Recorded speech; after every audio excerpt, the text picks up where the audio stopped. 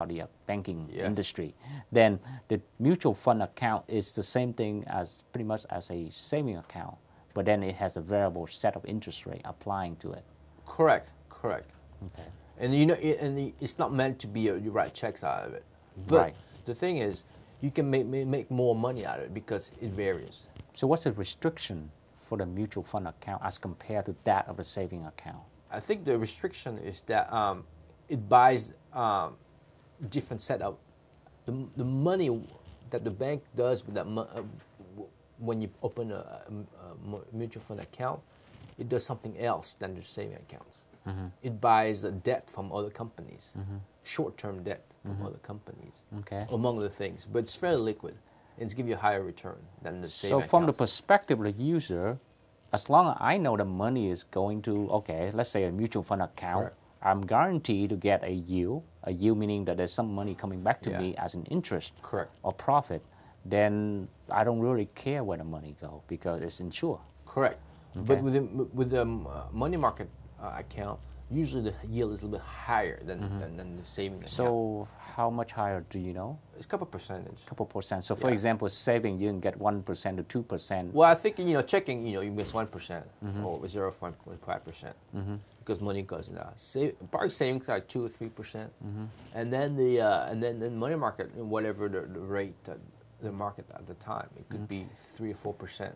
So the 3-4%, even for the mutual fund account, which is has a higher interest applied to the account, meaning that more yield coming back to the user, then if you had a $2,000, 3% of the $2,000 is pretty much about less than $100, about $60, $70.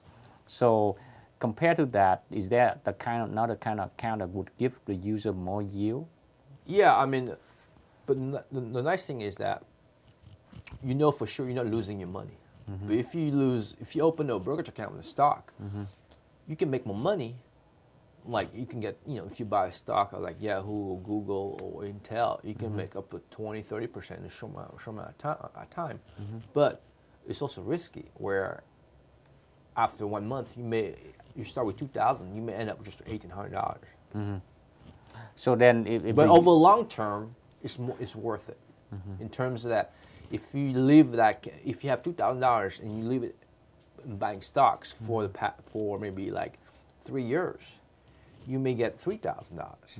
But if you do it with CD or some other accounts, you just may get a couple hundred, like $60 a year, which is not much. But you're sure that your principal or the money you put in will get back to you.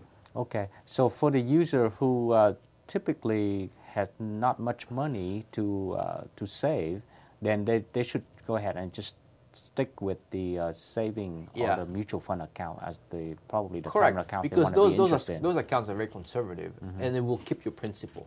It's very defensive type of strategy. So how do they go to do this sort of thing? They just go directly to any bank? Correct. Right? You go to any banks and then you will talk to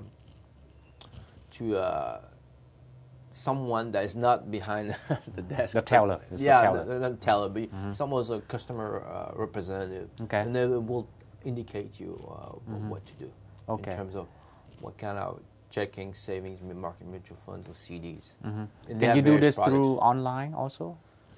You could do it online, but I think the best way would be to talk to representative, bank representative. So what sort of advice you would have for a user to have more money than just like a couple $1,000 laying around for saving?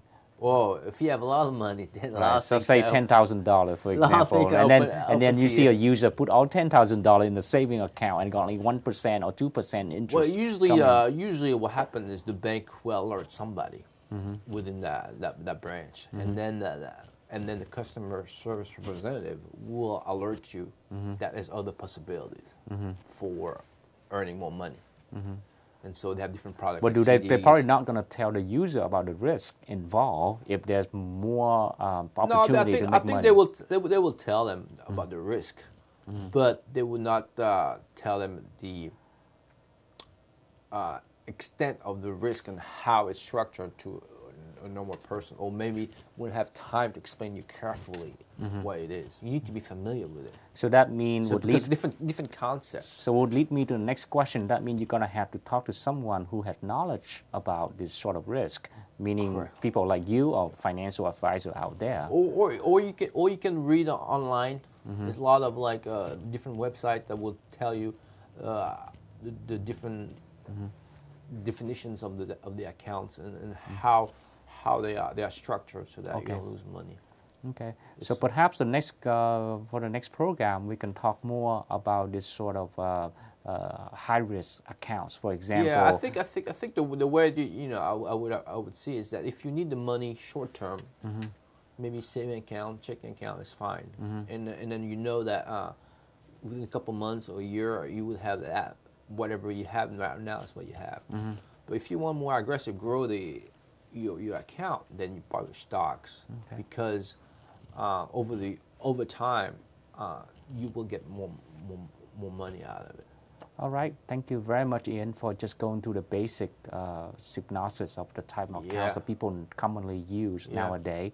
Hopefully, in next program, we're going to focus more on the other type of account which has risk. Yeah. And that is the type of account that you mentioned earlier. It could be a stock investment fund. Correct. It could also be sometimes have to do with IRA. Correct. And other type of, for example, college fund 529, so we can go through that.